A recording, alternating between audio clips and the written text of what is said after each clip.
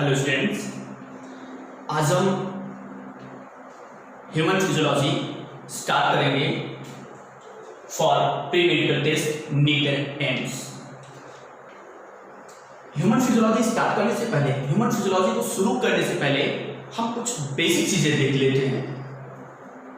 जो human physiology पढ़ने में कुछ बेसिक टर्म है जो ह्यूमन फिजियोलॉजी पढ़ने में हम यूज करेंगे, तो हम पहले उस बेसिक टर्म्स को देख लेते हैं ताकि हम जब उस टर्म को यूज करें तो हमें समझ जाना है कि इसका मतलब ये हुआ।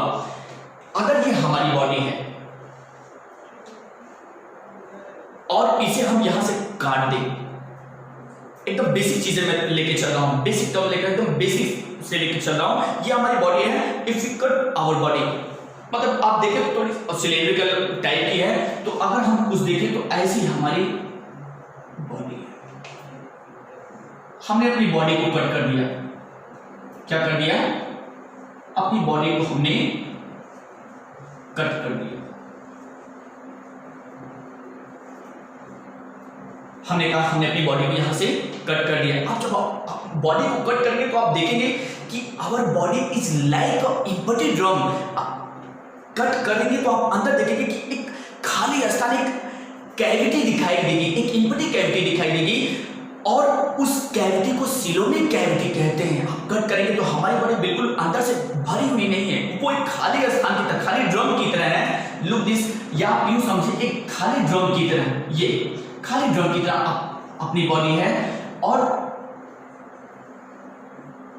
इस कैविटी, ये जो अंदर हमने काटने पर ये जो कैविटी है, जो खाली स्थान है, इसे सिलोमिक कैविटी कहते हैं। पूरी सिलोमिक कैविटी है, सिलोमिक कैविटी। तो आप अपनी बॉडी को देखेंगे तो कट करेंगे तो अंदर एम्प्टी स्पेस है, एम्प्टी हॉलो स्पेस है। उस हॉलो स्पेस को, उस कैविटी को हम सिलोमिक कैविटी कहते हैं। इस सिलोमिक कैविटी को एक मस्कुलर सीट दो पार्ट में डिवाइड करती है। That muscular seat is called diaphragm. हमने कहा हमारी बॉडी अंदर से एक ड्रम की तरह है, एक एम्प्टी ड्रम की तरह है। कैविटी है, एम्प्टी कैविटी है। उस एम्प्टी कैविटी को हम क्या कहते हैं? सिलोमिक कैविटी कहते हैं। इस सिलोमिक कैविटी को एक मस्कुलर सीट दो भाग में डिवाइड करता है, और हमने इस शीट को क्या कहा? डायफ्राम कह दिया। डायफ्राम कह दिया। डायफ्राम के ऊपर वाला जो कैविटी होता है, हमने पूरे को तो सिलोमिक कैविटी कह दिया। अब काट दे, हमारे यहां से अंदर तक की जितनी कैविटी है, यहां तक की जो कैविटी एम्प्टी कैविटी है, that is called coelomic cavity. अब इस सिलोमिक कैविटी को डायफ्राम दो भाग में डिवाइड कर रहा है। डायफ्राम के ऊपर वाला जो कैविटी होता है, the cavity is present above the one which is present above the diaphragm is called thoracic cavity। उसे thoracic cavity कहते हैं। इस thoracic cavity में respiratory system भरा रहता है। thoracic cavity में ही तो respiratory system भरा रहता है। and the cavity which is present below the, just below the diaphragm, that is called abdominal cavity।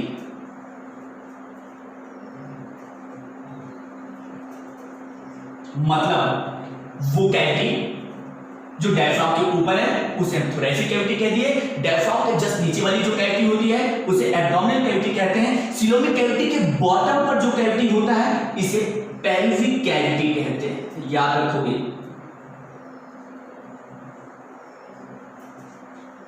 Pelvic cavity. कुछ नहीं बताया मैंने, सिर्फ बेसिक चीजें मैंने देखी है। हमारी बॉडी के अंदर जो एम्प्टी स्पेस है, कैविटी है, सिलोमिक कैविटी कहते हैं, उसे डायफ्राम ने दो भाग में डिवाइड कर दिया।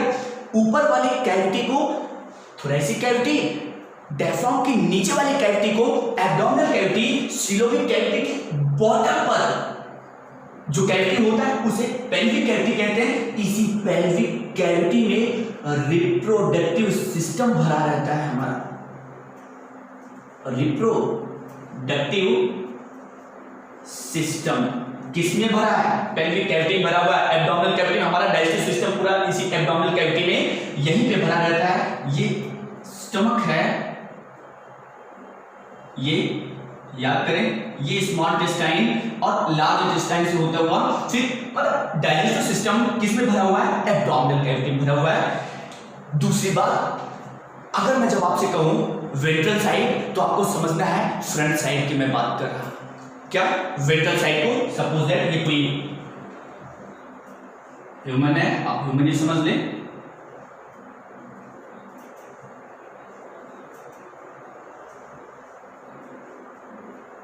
आप ह्यूमन समझ लें इसको।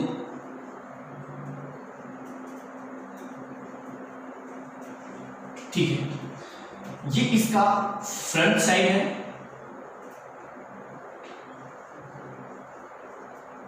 फ्रंट साइड को हम क्या कहते हैं, वेंट्रल साइड।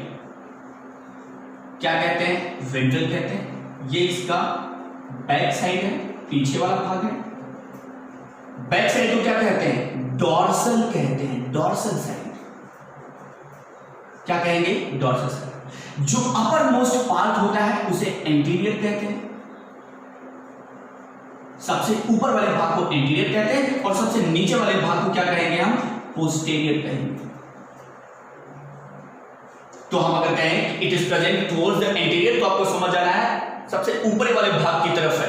अगर मैं कहूं कि this organ is present towards the posterior side तो आपको समझना है कि ये ऑर्गन सबसे नीचे की तरफ मतलब towards the lower side, bottom side की तरफ प्रेजेंट है और पोस्टीरियर साइड की तरफ नीचे की तरफ प्रेजेंट है। अगर मैं कहूं वेंट्रल साइड में है तो आपको समझना है फ्रंट साइड में। अगर मैं कहूं this organ is present in dorsal side तो आपको समझना है पीछे की तरफ है, बैक साइड में ये प्रेजेंट है। आपको ये चीजें याद रखनी है।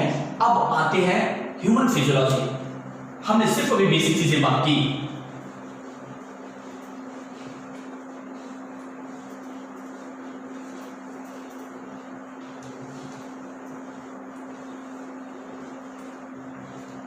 Now human physiology. Human physiology को शुरू करने से पहले, क्योंकि हम डाइजेशन पढ़ेंगे या न्यूट्रिशन आप कह लो, हम न्यूट्रिशन पढ़ेंगे ह्यूमन फिजियोलॉजी में। डाइजेशन, रेस्पिरेशन मतलब न्यूट्रिशन, रेस्पिरेशन, एक्सप्रेशन, ये सारी चीजें हम कहां पढ़ेंगे, ह्यूमन फिजियोलॉजी में पढ़ेंगे। अब न्यूट्रिशन इन ह्यूमन मतलब डाइजेशन किसकी बात करेंगे अब हम इसमें, डाइजेशन की बात करेंगे, डाइजेशन एंड एब्जॉर्प्शन की बात करेंगे। डाइजेशन एंड एब्जॉर्प्शन की बात करेंगे किसमें, इस न्यूट्रिशन में बात करेंगे। Digestion and absorption class 10th standard में भी हमने न्यूट्रिशन इन ह्यूमन देख रखा है, तो हम वो स्टेप तो नहीं बात करेंगे, हम सीधा पहुंचेंगे कहां, डाइजेशन पे पहुंचेंगे। डाइजेस्टिव सिस्टम ऑफ ह्यूमन के बारे में बात करेंगे। लेकिन 5 मिनट में हम आपको न्यूट्रिशन इन ह्यूमन एक बार रिकॉल कर देता हूं, जो 10th स्टैंडर्ड में आप लोग पढ़े होंगे। है क्या न्यूट्रिशन, क्या है, the intake of food and utilizing them is called nutrition. Food को लेना बॉडी के अंदर और उसे यूटिलाइज करना न्यूट्रिशन कहलाता है। Nutrition in human takes place in 5 state. Food को बॉडी के अंदर लेना और उसे यूटिलाइज करना न्यूट्रिशन कहलाता है। ह्यूमन में न्यूट्रिशन 5 स्टेप में होता है। पहला इंजेशन, ये सब कुछ आप लोगों ने 10th में पढ़ रखा है, तो मैं बस थोड़ा सा रिकॉल कर रहा हूं इसको। डाइजेशन, फिर एब्जॉर्प्शन,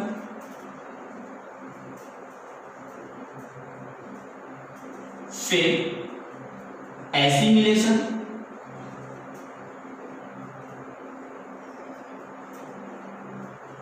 फिर इजेशन।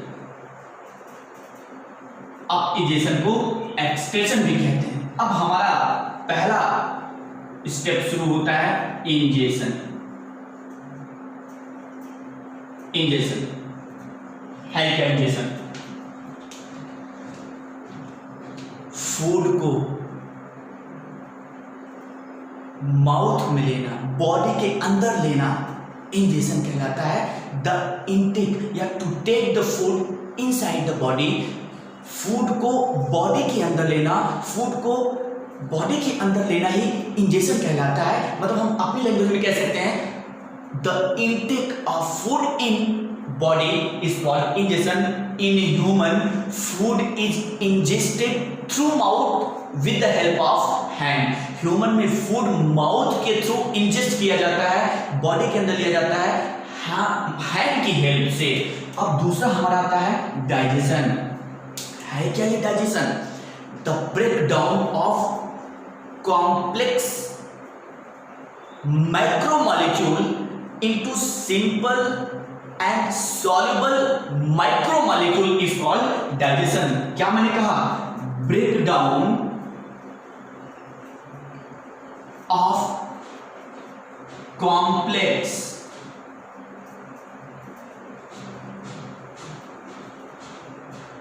मैक्रोमॉलिक्यूल। मैक्रो का मतलब लार्ज होता है,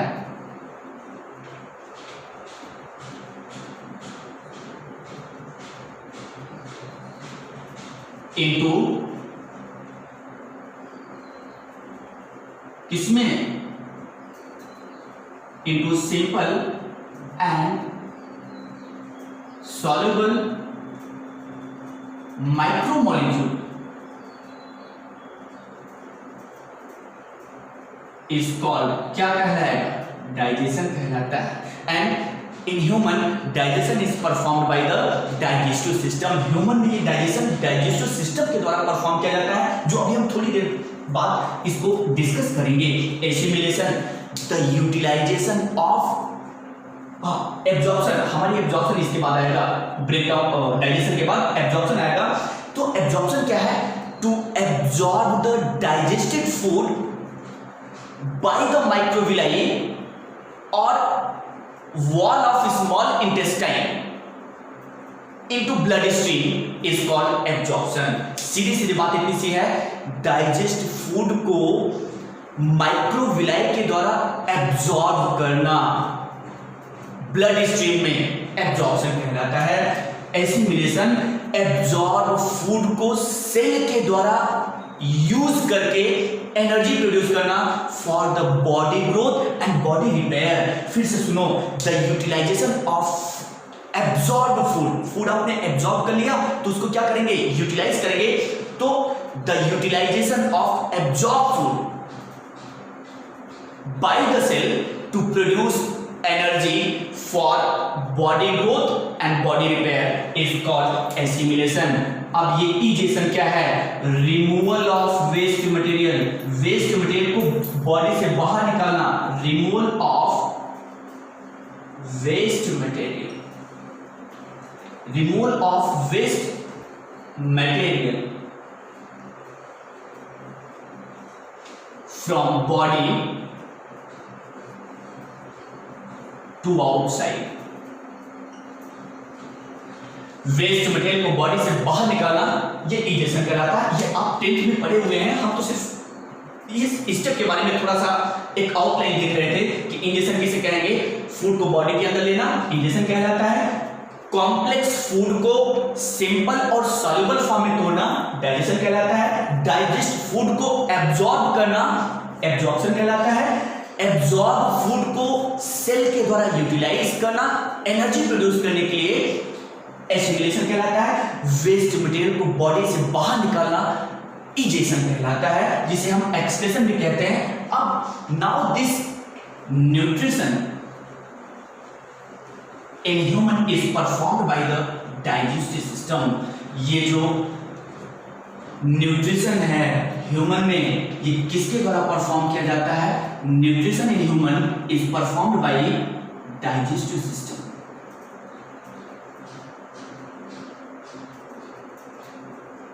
is performed by what? Digestive system के द्वारा।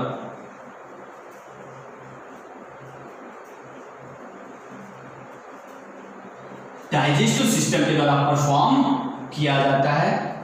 इन क्योंकि ह्यूमन की फिजियोलॉजी पढ़ रहे हैं तो हम ह्यूमन के डाइजेस्टिव सिस्टम के बारे में बात करेंगे। Nutrition in human is performed bye digestive system. Human में न्यूट्रिशन डाइजेस्टिव सिस्टम के द्वारा परफॉर्म किया जाता है। अब देखते हैं डाइजेस्टिव सिस्टम क्या है। अब हमारी टॉपिक शुरू हुई digestion.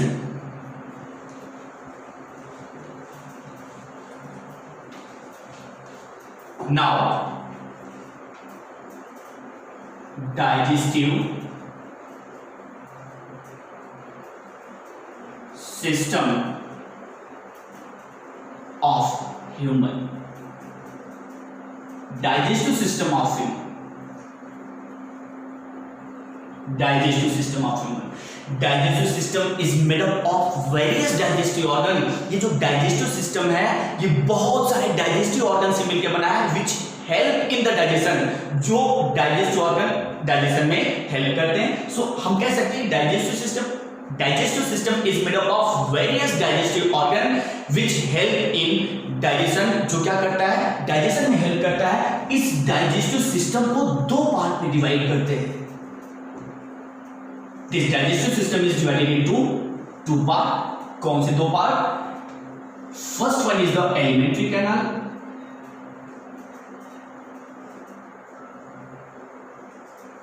and second is the accessory gland.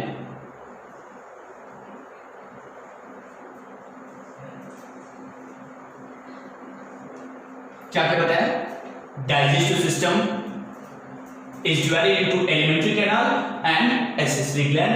Human का डाइजेस्टिव सिस्टम दो भाग में डिवाइड किया जाता है, एलिमेंट्री कैनाल और एक्सेसरी ग्लैंड। डाइजेस्टिव सिस्टम मैंने बताया, डाइजेस्टिव सिस्टम बहुत सारे डाइजेस्टिव ऑर्गन से मिलकर बना होता है और डाइजेस्टिव ऑर्गन ऐसे ऑर्गन होते हैं जो डाइजेशन में हेल्प करते हैं। डाइजेस्टिव सिस्टम को दो भाग में डिवाइड करते हैं, किसमें? एलिमेंट्री कैनाल और accessory gland. So now we start alimentary canal. देखते हैं जरा सा एलिमेंट्री कैनाल है क्या। ये alimentary canal the pathway from mouth to anus, mouth से एनस तक का जो रास्ता होता है, जो पाथवे होता है, उसे हम एलिमेंट्री कैनाल कहते हैं। एलिमेंट्री कैनाल हम शुरू करेंगे। नाउ एलिमेंट्री कैनाल क्या है? The pathway from mouth to anus, mouth से एनस तक का जो रास्ता होता है, जो पाथ होता है, उसे हम एलिमेंट्री कैनाल कहते हैं। द पाथवे क्या कहेंगे? The pathway from mouth to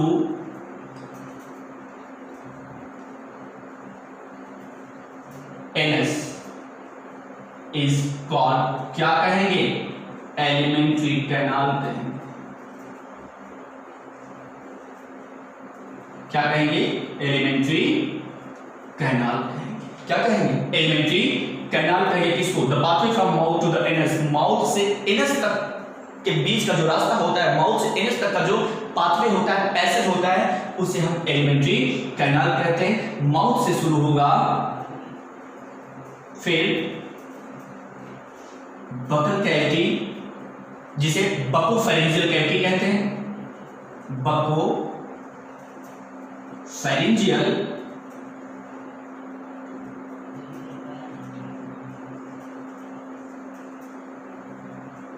बकोफेरिंजियल cavity. फिर ये कहां जाएगा? फेरिंग्स में। बकोफेरिंजियल कैविटी के बाद फेरिंग्स आता है, फेरिंग्स के बाद ओइसोफेगस आता है, ओइसोफेगस के बाद स्टमक आएगा और स्टमक के बाद इंटेस्टाइन आएगा। अभी हम इंटेस्टाइन के बारे में बहुत डिटेल में बात करेंगे। इंटेस्टाइन आएगा जिसमें लार्ज इंटेस्टाइन और स्मॉल इंटेस्टाइन आएगा। स्मॉल इंटेस्टाइन के भी कई पार्ट होते हैं, स्मॉल इंटेस्टाइन और लार्ज इंटेस्टाइन। फिर आएगा क्या? एनस। क्या आएगा? एनस आ जाएगा। इस इंटेस्टाइन में स्मॉल इंटेस्टाइन और लार्ज इंटेस्टाइन आएगा। तो ठीक है, हम सिर्फ अभी एक कॉमन पैसेज लिख रहे हैं। Mouth, buccopharyngeal cavity, pharynx, oesophagus, stomach, intestine. Intestine में कौन कौन आएगा? स्मॉल इंटेस्टाइन और लार्ज इंटेस्टाइन। अभी लार्ज इंटेस्टाइन और स्मॉल इंटेस्टाइन की बहुत डिटेल में हम बात करेंगे। स्मॉल इंटेस्टाइन है, लार्ज इंटेस्टाइन। इस स्मॉल इंटेस्टाइन को भी तीन पार्ट में डिवाइड करते हैं। Duodenum, jejunum, ileum, large intestine को सीकम, कोलॉन, किसमें सीकम, कोलॉन और रेक्टम एनएसबीसी का भाग है। तो क्या है, लार्ज इंटेस्टाइन को किस में डिवाइड करेंगे, सीकम, कोलॉन और रेक्टम, सीकम, कोलॉन और रेक्टम में डिवाइड करेंगे इसको, लार्ज इंटेस्टाइन को। अब हम इसको सारे पार्ट को डिस्कस करने से पहले जरा सा डाइजेस्टिव सिस्टम एक डायग्राम देख लें कि कैसा है डाइजेस्टिव सिस्टम हमारा, देन हम स्टार्ट करेंगे माउथ को, क्योंकि mouth is the first part of the alimentary canal. Alimentary canal का माउथ पहला भाग होता है, तो हम माउथ को स्टार्ट करेंगे। उससे पहले हम जरा सा डाइजेस्टिव सिस्टम तो देख लें, डाइजेस्टिव सिस्टम हम देखेंगे, चलो देखते हैं।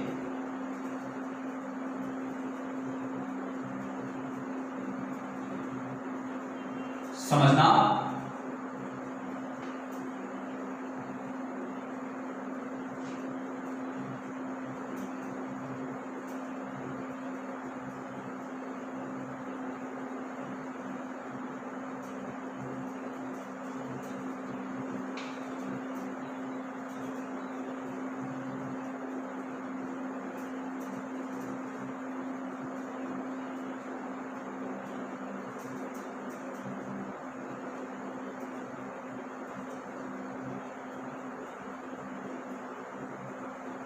ठीक है।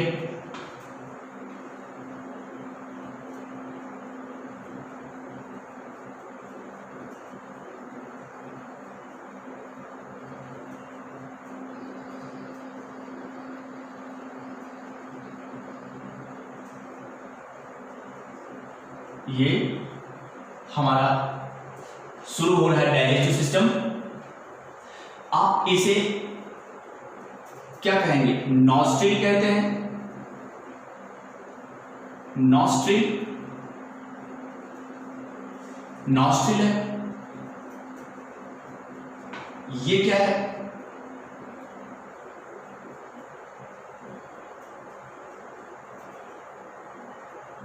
ये हमारा नेजल कैविटी है, नेजल कैविटी क्या है, नेजल कैविटी, नेजल कैविटी है। और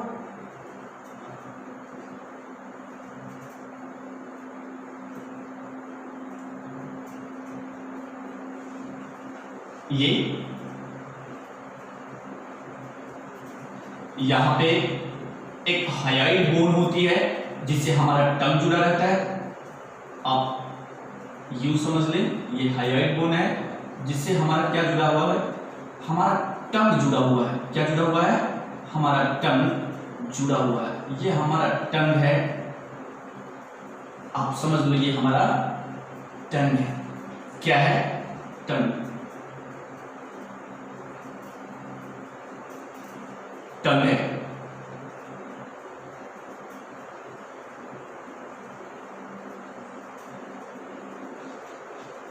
this is the tongue.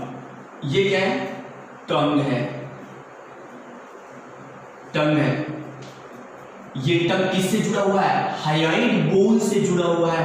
Hyoid bone की खास बात ये होती है, हमारे बोन में हर एक बोन, हमारे बोन में जितने भी बोन है वो किसी न किसी दूसरे बोन से जरूर जुड़े हुए हैं। याद रखो, हमारे बॉडी में जितने भी बोन है they all attach with another bone, वो सब किसी न किसी दूसरे बोन से जुड़े हुए हैं। बट ये हायोइड बोन एक ऐसा बोन है जो किसी बोन, दूसरे बोन से नहीं जुड़ा हुआ है। ये हायोइड बोन किसी दूसरे बोन से नहीं जुड़ा हुआ है, याद रखोगे। फिर ये टंग है हमारा, ये टंग हायोइड बोन, ये इसको कहते हैं नॉस्ट्रिल था। ये हार्ड पैलेट कहते हैं इसको, हार्ड पैलेट। और ये सॉफ्ट पैलेट है। ये क्या है, सॉफ्ट पैलेट है।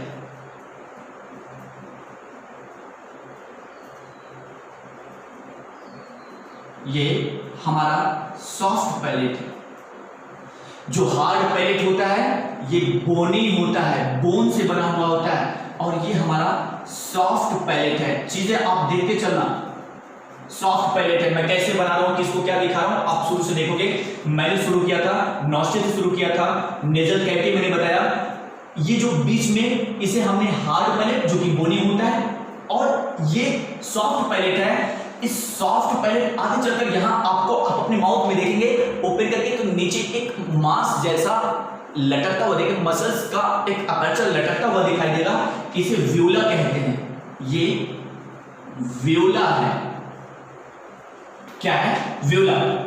नीचे लटकता रहता है, मस्कुलर अपर्चर है, व्यूला लटकता रहता है। अब आप नीचे आओगे तो यहां से शुरू होता है हमारा फेरिंक्स से शुरू होता है। क्या शुरू होता है? फेरिंक्स। फेरिंक्स को भी 3 पार्ट में डिवाइड करते हैं, नेजोफेरिंक्स, ओरोफेरिंक्स और लेरेंजियोफेरिंक्स। तो अभी हम सिर्फ फेरिंक्स देखेंगे। जब हम फेरिंक्स के बारे में बात करेंगे तो आपको दिखाएंगे हम कि फेरिंक्स कहां से कहां तक आता है। तो अगर फेरिंक्स की बात करूं तो फेरिंक्स है क्या? What is pharynx? Buccal cavity और लैरिंक्स के बीच का, मतलब बकल कैविटी और ट्रेकिया के बीच का जो पार्ट होता है उसे हम फेरिंक्स कहते हैं। The part between buccal cavity and trachea. Trachea और बकल कैविटी या माउथ कैविटी के बीच का जो भाग होता है उसे हम फेरिंक्स कहते हैं।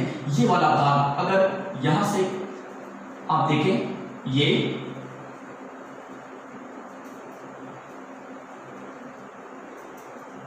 आगे चलकर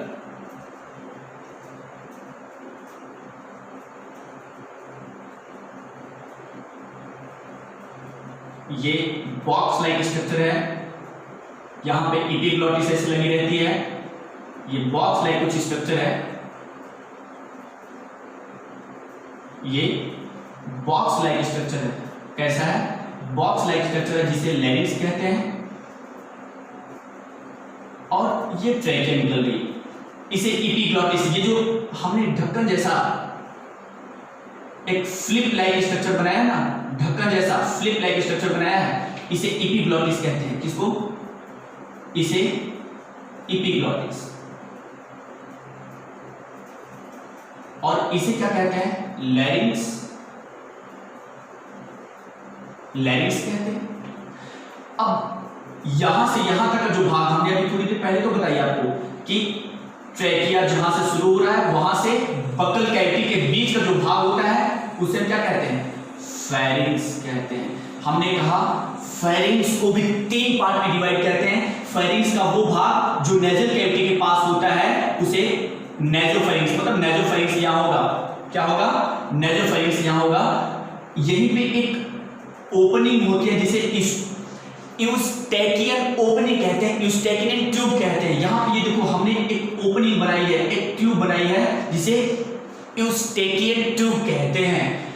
फेरिंक्स का वो भाग जो माउथ के, मतलब बकल कैविटी के पास होता है, ओरल कैविटी से पास रहता है, उसे ओरोफेरिंक्स कहते हैं। और फेरिंक्स का वो भाग जो कहां रहता है? ट्रेकिया के पास रहेगा, लैरिंक्स के पास रहेगा, उसे हम लैरिंजियोफेरिंक्स कहेंगे। डोंट वरी, हम जब फेरिंक्स बात करेंगे तो वहां बाकायदे सिर्फ फेरिंक्स को ही बनाकर दिखाएंगे। तो यहां से यहां तक का बकल कैविटी और ट्रेकिया के बीच का जो भाग होता है दैट इज कॉल्ड फेरिंक्स। ये फेरिंक्स है। अब ये आगे चलकर अब हमारा ओइसोफेगस शुरू हुआ। ये यहां से यहां तक फेरिंक्स था। अब इसके नीचे हमारा ओइसोफेगस शुरू होता है। ये ओइसोफेगस आएगा नीचे। आप यूं समझो, ये हमारी बॉडी। अभी थोड़ी देर पहले तो हमने बताया था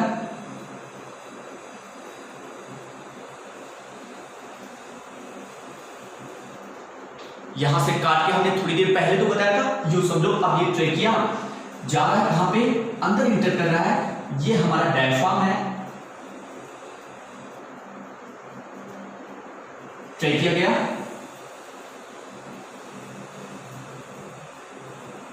ये क्या हमने बताया था? याद करो, थोरेसिक कैविटी हमने बताई थी। थोरेसिक कैविटी हमने बताई थी।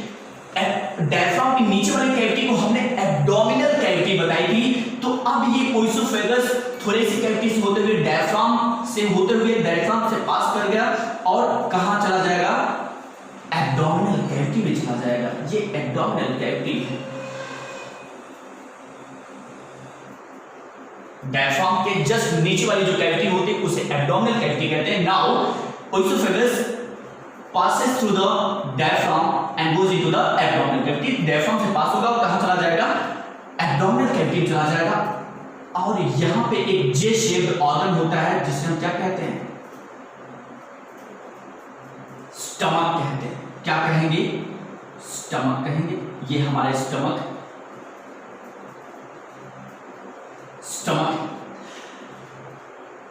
अब स्टमक से आगे एक सी शेप, अब ये देखो स्टमक आगे जाकर एक सी शेप स्ट्रक्चर बना रहा है। स्टमक के बाद अब हमारा स्मॉल इंटेस्टाइन शुरू होगा। ये जो सी शेप स्ट्रक्चर है इसे डुओडेनम कहते हैं।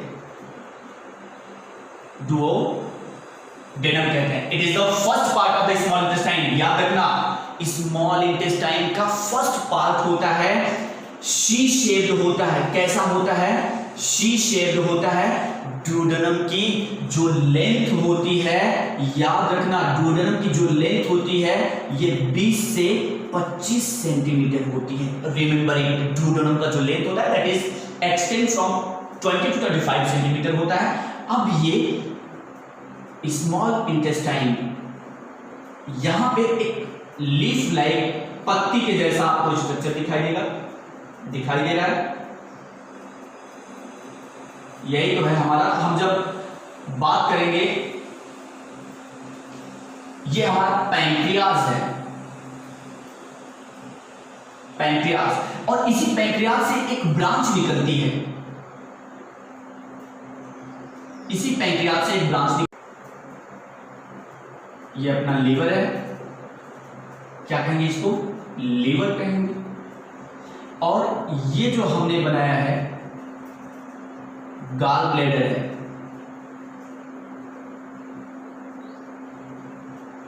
गाल ब्लैडर क्या है, गाल ब्लैडर है। यहां तक अगर देख लिया हो तो इसके नीचे वाला डायग्राम मैं यहां बनाऊं। ये देखो हमने क्या बनाया, गाल ब्लैडर। आपने नोट कर लिया होगा, आई थिंक आपने नोट कर लिया होगा ये सारी चीजें। अब देखना जरा सा, मैं इसके आगे का चीज डायग्राम यहां बना रहा हूं। सपोज ये डायफ्राम था। क्या था, डायफ्राम था।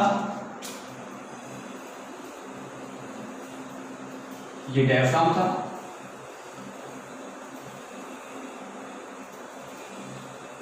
ये हमारा डायफ्राम था। इसके नीचे ये आया था, क्या, स्टमक आया था। स्टमक ये सी शेप, यहां से एक ब्रांच निकली थी,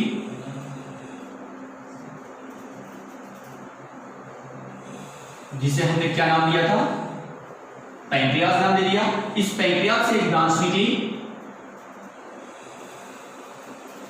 और हमने क्या इसे कहा, लीवर कह दिया। लीवर कह दिया इसे। और ये गाल ब्लैडर। यहां तक चीजें समझ में आ गई। ये हमारा स्टमक था, ये पैंक्रियाज है, पैंक्रियाज है। अब ये जो सी शेप स्ट्रक्चर था हमारा, ये क्या है, डुओडेनम। डुओडेनम। अब ये डुओडेनम आगे चलकर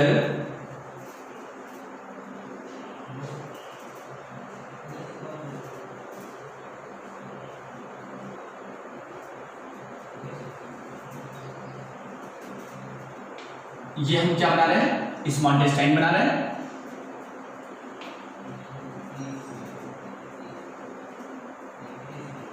ये स्मॉल इंटेस्टाइन शुरू हुआ। स्मॉल इंटेस्टाइन का फर्स्ट पार्ट जो शुरुआती भाग होता है उसे डुओडेनम कहते हैं। डुओडेनम सी शेप्ड होता है, सी शेप्ड होता है। हम जब स्मॉल इंटेस्टाइन पढ़ेंगे तो बहुत अच्छे से बात करेंगे। अब सिर्फ डायग्राम देख रहे हैं, कितना लेंथ होता है इसका, 20 सेंटीमीटर से 25 सेंटीमीटर होता है। डुओडेनम के बाद जेजुनम आता है, मतलब jejunum is the middle part of small intestine. Suppose this is the middle part of small intestine. Jejunum, jejunum is the middle part. कितना लेंथ होता है इसका, लगभग 2.5 मीटर। कितना, 2.5 मीटर लॉन्ग होता है ये कौन, जेजुनम। और फिर ये ileum, the last part of the small intestine. Small intestine का जो अंतिम भाग होता है उसे इलियम कहते हैं। This is the ileum, ileum. और ये इलियम कितना लेंथ होता है इसका, 3 मीटर। कितना होता है, 3 मीटर लॉन्ग होता है। कितना होता है, 3 मीटर लॉन्ग होता है। तो स्मॉल इंटेस्टाइन का लॉन्गेस्ट पार्ट कौन सा होता है, इलियम होता है। और अंतिम पार्ट कौन होता है, इलियम होता है। पहला पार्ट कौन होता है, डेडुनम होता है। मिडिल वाला पार्ट कौन सा होता है, जेजुनम होता है। डेडुनम का मतलब होता है, ये आप यूं समझो कि 12 इंच, 4 4 8 4 12 इंच के बराबर होता है, 12 अंगुल, है ना। अब ये इलियम कहां जुड़ेगा, एक मस्कुलर पाउच लाइक स्ट्रक्चर से जुड़ेगा। अब ये इलियम जाकर जुड़ेगा लार्ज इंटेस्टाइन से। आप देखो ये large intestine,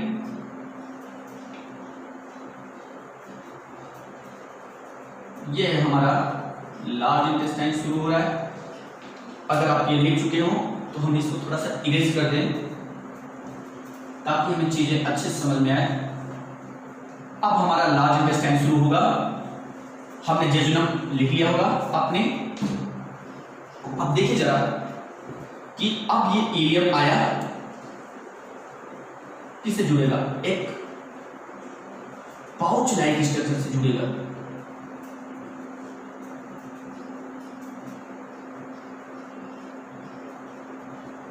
pouch like structure से जुड़ेगा।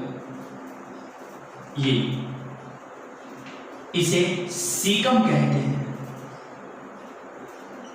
सीकम कहते हैं। Caecum is the first part of the large intestine. Large intestine का पहला भाग होता है। लार्ज इंटेस्टाइन को हमने अभी थोड़ी देर पहले लार्ज इंटेस्टाइन को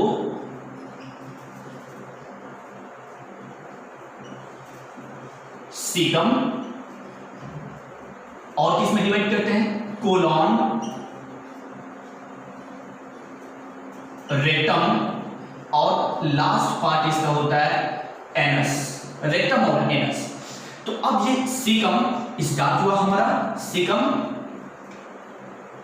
स्मॉल इंटेस्टाइन की लेंथ कितनी होती है, स्मॉल इंटेस्टाइन की लेंथ कितनी होती है, स्मॉल इंटेस्टाइन की लेंथ लगभग 6.9 मीटर होती है।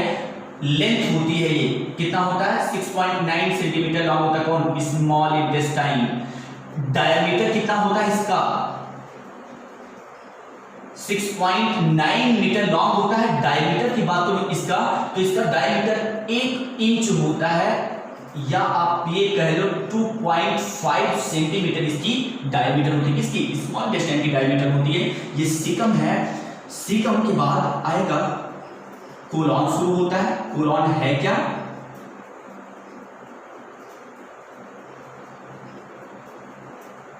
कोलॉन है क्या,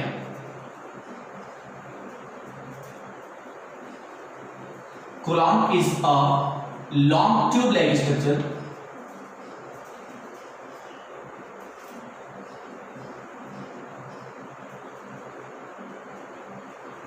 colon is a long tube like structure. ये कोलॉन क्या है, लॉन्ग ट्यूब लाइक स्ट्रक्चर होता है which extend which start from the caecum, जो सीकम से शुरू होता है और एनस तक एक्सटेंड करता है, which is extend from caecum to the anus, which start from the caecum and into the anus जो सीकम से शुरू होता है कोलॉन और कहां जाकर खत्म होता है, एनस में जाके खत्म होता है।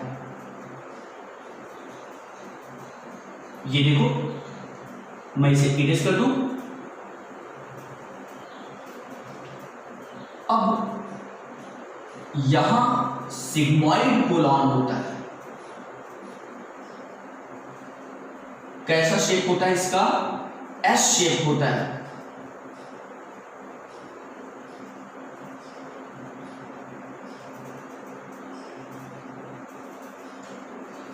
एस शेप होता है। कैसा होता है, एस शेप होता है। फिर इसके बाद क्या आएगा, रेक्टम आएगा और रेक्टम के बाद क्या आता है, एनस आएगा। तो यूं समझे ये एनस है।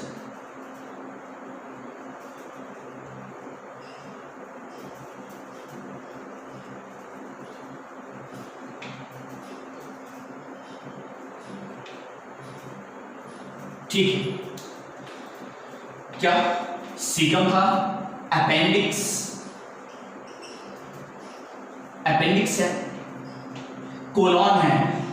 मैंने क्या कहा, colon is a long tube like structure which extend from caecum to the anus, जो एनस से सीकम तक फैलता है। कौन, कोलॉन। वो कोलॉन जो ऊपर की तरफ रन करता है, ट्रेवल करता है, उसे हम एसेंडिंग कोलॉन कहते हैं। एसेंडिंग कोलॉन, एसेंडिंग कोलॉन की लेंथ कितनी होती है, एसेंडिंग कोलॉन की अगर लेंथ की बात करूं तो एसेंडिंग कोलॉन की लेंथ होती है 20 सेंटीमीटर, लगभग 20 सेंटीमीटर एसेंडिंग कोलॉन होती है। वो कोलॉन जो ट्रांसवर्सली रन करती है, ये कोलॉन गया, अब यहां से ये कोलॉन घूमेगा बॉडी के 90 डिग्री पर, एट राइट एंगल पर टर्न करेगा, ट्रेवल करेगा 90 डिग्री पर, ट्रांसवर्सली ट्रेवल कर रहा है, इसलिए इसे क्या कहेंगे, ट्रांसवर्स कोलॉन कहेंगे। Transverse colon. कितना लेंथ होता है इसका, इसका लेंथ लगभग 50 सेंटीमीटर होता है। कितना होता है, लगभग 50 सेंटीमीटर होता है। और ये जो नीचे की तरफ ट्रेवल करता है, इसे डिसेंडिंग कोलॉन कहते हैं।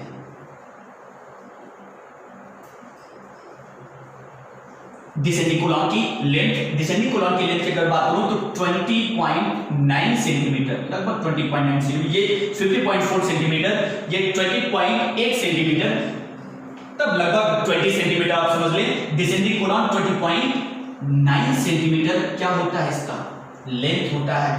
अब ये यहां से यहां तक सिग्मॉइड कोलॉन है।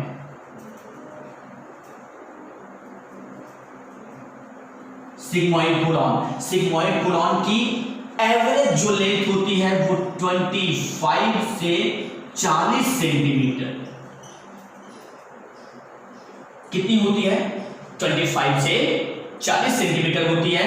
ये रेक्टम हुआ, और रेक्टम की जो लेंथ होती है वो आप 12 से 15 सेंटीमीटर, कितना होता है रेक्टम का, हाँ ये रेक्टम की लेंथ कितनी है, रेक्टम की लेंथ 12 से 15 सेंटीमीटर है। इसके डायमीटर की बात करोगे तो इसका डायमीटर होता है लगभग 7.5 सेंटीमीटर, लगभग 7.5 सेंटीमीटर इसकी डायमीटर होती है। ये एनस है, ये एनस है।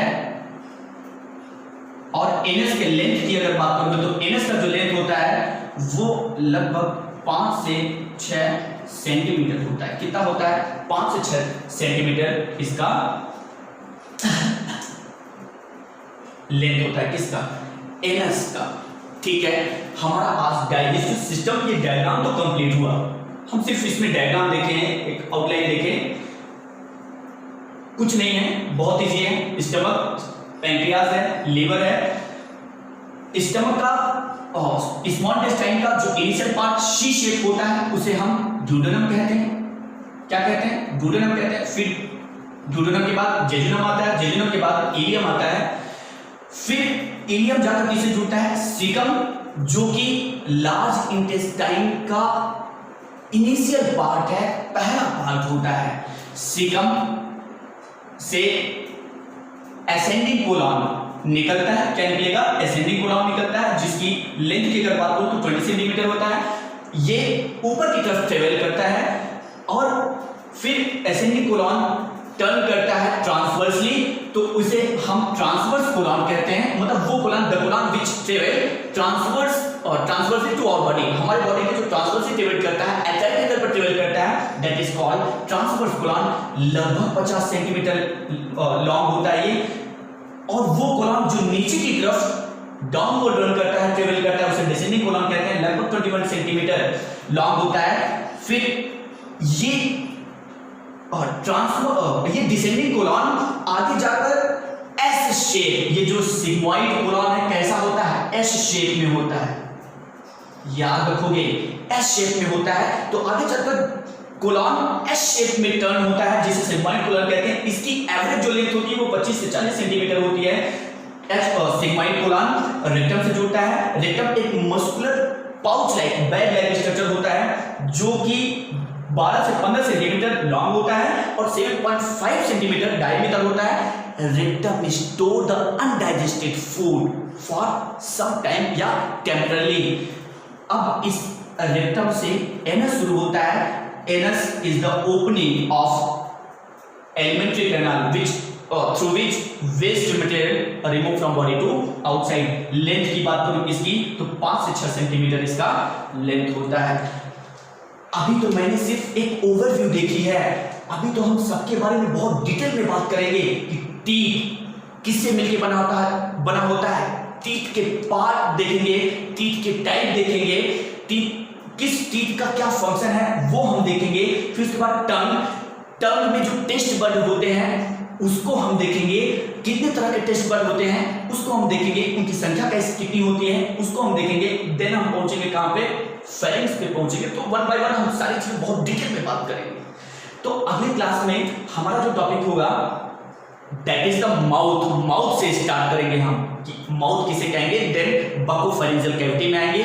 बकोफेरिंजियल कैविटी में टीथ और टंग रहता है, फिर वहां पे हम टीथ और टंग के बारे में बात करेंगे। Then pharynx and further one by one हम सारे ऑर्गन्स को डिटेल में एक्सप्लेन करेंगे।